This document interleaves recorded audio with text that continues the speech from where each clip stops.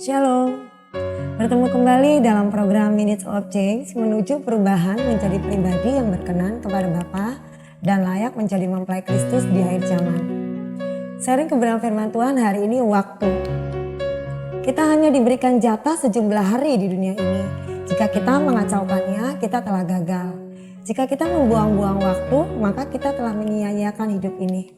Efesus 5 ayat 15 berkata, "Karena itu perhatikanlah dengan seksama bagaimana kamu hidup, janganlah seperti orang bebal, tetapi seperti orang arif."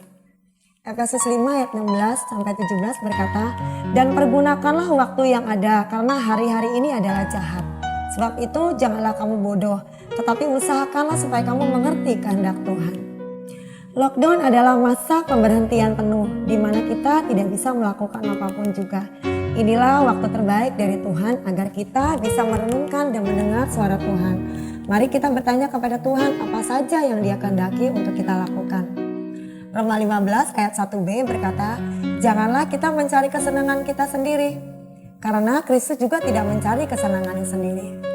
Kita harus tahu yang penting dan sepele.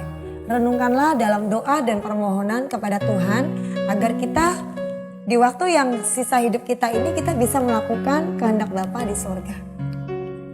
Bapak Ibu saudara-saudara semua yang dikasihi Tuhan, berbicara waktu itu saya percaya setiap kita tahu bahwa waktu itu sangat penting. Waktu itu yang membuat kadang-kadang kita beruntung atau tidak, cara kita mempergunakan waktu, kita diberkati atau tidak.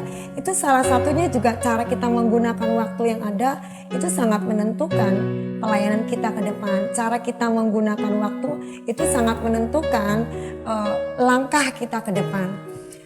Berbicara mengenai waktu, saya mau menyaksikan bagaimana selama 5 tahun ini saya melihat itu perjalanan pelayanan saya di dalam Tuhan. Bagaimana waktu itu saya menggunakan waktu selama 3 jam, saya hanya menyembah selama 3 jam, tapi berkat Tuhan sampai 5 tahun ini saya merasakannya. Saat itu begini, saya biasanya di gereja kami di tempat ini itu ada yang namanya UMAS. Jam 12 biasanya kita ngumpul di kantor ngobrol satu dengan yang lain bersama dengan teman-teman. Dan hari itu saya mengambil keputusan masuk ke kamar sekitar jam 12 itu hari Rabu. Saya menyembah sekitar 3 jam kurang lebih. Dan waktu menyembah itu saya hanya minta satu sama Tuhan. Saya tuh sering yang namanya meminta sesuatu itu saya meminta kepada Tuhan yang langsung dari Tuhan tapi bukan dari gaji saya. Seperti itu.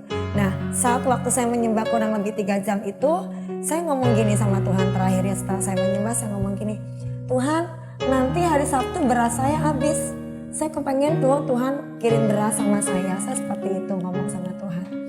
Dan waktu saya habis nyembah itu Roh Kudus langsung ngomong seperti ini waktu saya mengajukan permohonan di hadapan Tuhan.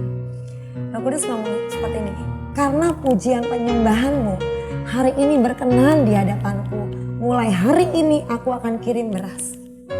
Bapak Ibu jam 12 itu saya menyembah Tuhan sampai jam 3 siang. Itu hari Rabu dan hari Jumatnya itu jam 12 siang juga ada seorang teman saya, rekan sepelayanan saya di tempat saya beribadah mengirim beras 1 karung. Lalu saya tanya, "Dalam rangka apa kamu kirim beras kepada saya?" Dan teman saya ini ngomong seperti ini, "Tadi saya lagi di pasar, saya dengar suara yang ngomong begini, kamu harus kirim beras kayak Ibu Vera," seperti itu. Dia harus kirim beras, disuruh kirim beras sama Roh Kudus kepada saya. Dan diantar tepat jam 12 siang. Saat itu di hati saya tuh ngomong seperti ini, orang ini baik, tapi kenapa sih ngirimnya nggak hari Minggu? Karena dia punya kendaraan, jadi kan nanti ibadah hari Minggu bisa ketemu saya, seperti itu. Lalu waktu selesai dia pulang, itu jam 12 siang, saya ibadah raya, pas ibadah raya hari Minggu Roh Kudus bicara sama saya seperti ini. "Kan kamu yang bilang bahwa hari Sabtu berasnya habis." Jadi Roh Kudus bilang, "Makanya aku kirim itu hari Jumat." Jadi saya berdoa hari Rabu jam 12, Tuhan kirim hari Jumat jam 12 karena hari Sabtu beras saya akan habis. Di situ saya melihat pertolongan Tuhan tidak pernah terlambat. Dan Tuhan tuh keren banget. Tuhan tuh Allah yang menepati janji. Mulai hari itu sekarang sudah 5 tahun kurang lebih. Tuhan selalu menepati janjinya. Jadi sampai hari ini dari 5 tahun yang lalu Tuhan selalu menepati janjinya. Dia mengirim beras kepada saya setiap awal bulan. Tuhan tepati.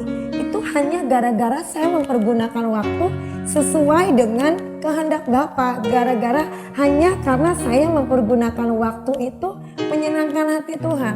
Waktu kita mempergunakan waktu yang benar di hadapan Tuhan, Tuhan tertarik dengan kita. Tuhan sangat senang dipuji. Jadi lewat waktu yang kita gunakan, marilah waktu kita sekarang ini kan istilah zaman lockdown ya. Disinilah masa pemberhentian kita. Gimana kita bisa melakukan kehendak Bapa. Kita dengar-dengaran, kita merenungkan kebenaran firman Tuhan. Apa yang Tuhan kehendaki. Kita lebih banyak lagi menggunakan waktu yang ada untuk berdoa.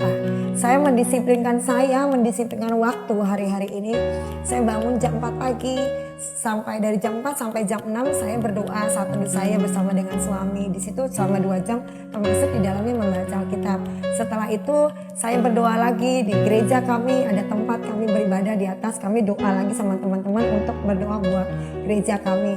Nah, jadi waktu-waktu ini waktu kami berdoa bersama-sama di luar jam doa kami pribadi, Tuhan banyak bicara di pemberhentian ini untuk pelayanan kami pribadi, untuk gereja kami di tempat gereja lokal, untuk keadaan Indonesia ke depan ini, apa yang Tuhan rencanakan.